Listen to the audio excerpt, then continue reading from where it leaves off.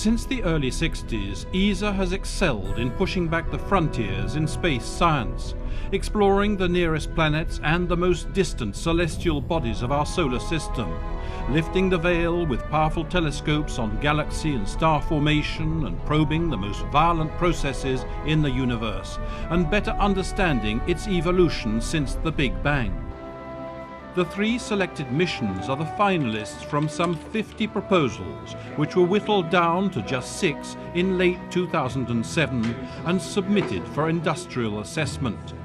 In February, the agency's Science Program Committee pared down the choice once more.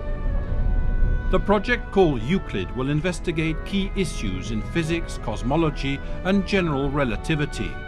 Until about 30 years ago, astronomers thought that the universe was composed of ordinary matter, protons, neutrons, electrons, and atoms.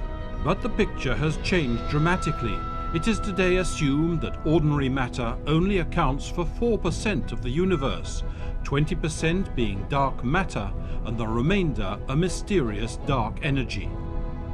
The Euclid spacecraft will house a wide-field, high-precision telescope. For 3 years it will scan the entire sky, accurately measuring the effects of dark energy, believed to be the main driver of an accelerated expansion of the universe. Euclid will also map in 3 dimensions the distribution of dark matter.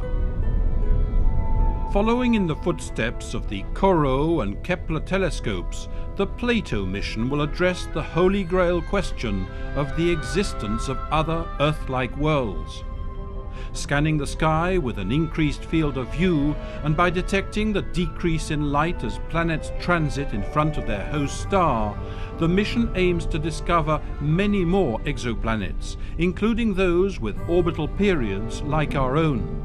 Observing brighter stars than previous missions, Plato will be able to characterize planetary systems, the host star and the planets at the same time. Several missions such as Ulysses, SOHO, the clusters or Stereo have already studied our own sun. The big difference with the 3rd mission to be selected is, in a word, distance.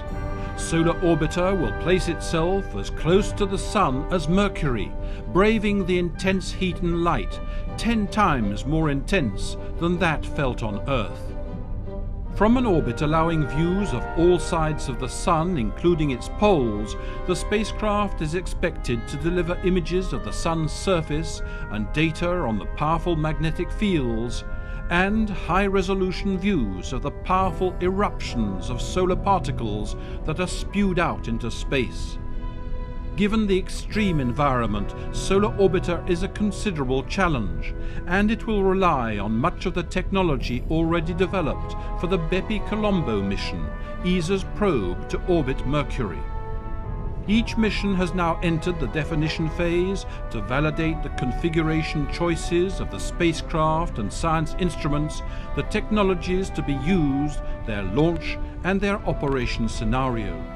But perhaps their greatest challenge will probably be to stay within their allotted €470 million budgets, knowing full well that ESA's selection process is not yet over.